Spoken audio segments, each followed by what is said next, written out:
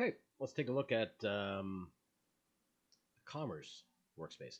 So the Commerce workspace is basically where you're going to kind of run a little bit of your financial business, right? If you want a really good picture of your finances over time and things like that, you're going to want to set this up from the beginning to kind of get a handle on your costs as soon as you can. You can, we'll allow you to backdate it too, so you can create a bunch of like if you want to add some information now financially that you want carried over previous so your records are better, we've got a mechanism to allow you to add those. But for now, what you want to do is you want to come in and the commerce platform, we really went and looked at it is, how much your collection worth, how much your collection cost you, how much are you making, because that's important. If you're doing it for financial reasons. If you're not, then this probably isn't important to you. But it's always nice to know what animals cost you to keep. So when you go to the commerce workspace, you would go in here and you would first thing you want to do is set up your husbandry costs. And what we've done is we've created a really great way to track your expenses. You can even do manual ledger entries and things like that. But you'll want to go to your settings and you want to, and the styling on this is still going to change. So this is actually something we're working on this weekend just to finish this up, but I wanted to show you now. Basically, you'll come in here to your husbandry costs and you'll say, what is my monthly rent? What are my utilities, advertising, liability insurance, all this kind of stuff. You can also add any custom expenses. And then, we also know that certain species have different costs associated with them as an overall that you can't really track too easily. So what you can do is you can also come down to each species that you have, and you can add a monthly cost that is over and above the tracking costs that you have. So let's say you don't track feedings, but you know that you feed ball pythons or rabbits. So let's say you feed a rabbit every day, right? So you know your cost for a whole month for that. So it's pretty easy to put it in here. Every rabbit costs me. With snakes and with a snake, you can say, I feed it 4 times a month, and this is what my rat costs. So instead of actually doing the feeding calculation, you can do a ballpark and say every animal costs me this every month.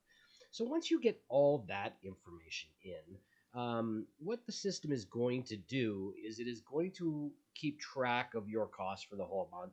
If you go to a show and you don't use, let's say you go and sell at a show, and you don't use the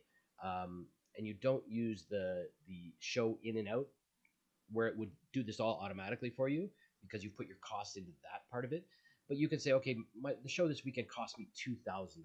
Well, you just go into your ledger, pop in a ledger item of show, and then it would be added to the ledger cost for the month.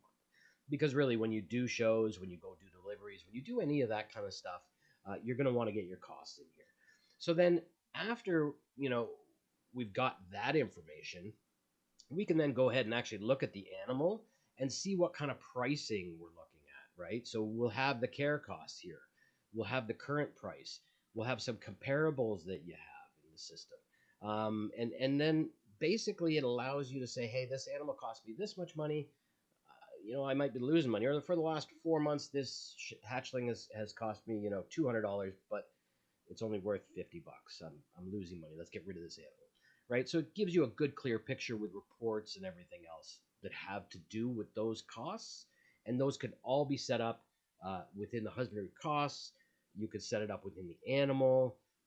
And then you also have, when you do your feeders and things like that, you have costs associated with that. So it can actually calculate those for you. So at the end of the day, you'll be able to print out reports, right? When we go to the reports panel, and we're going to add that, you can add that to this. Remember, in a previous video, I've gone through that.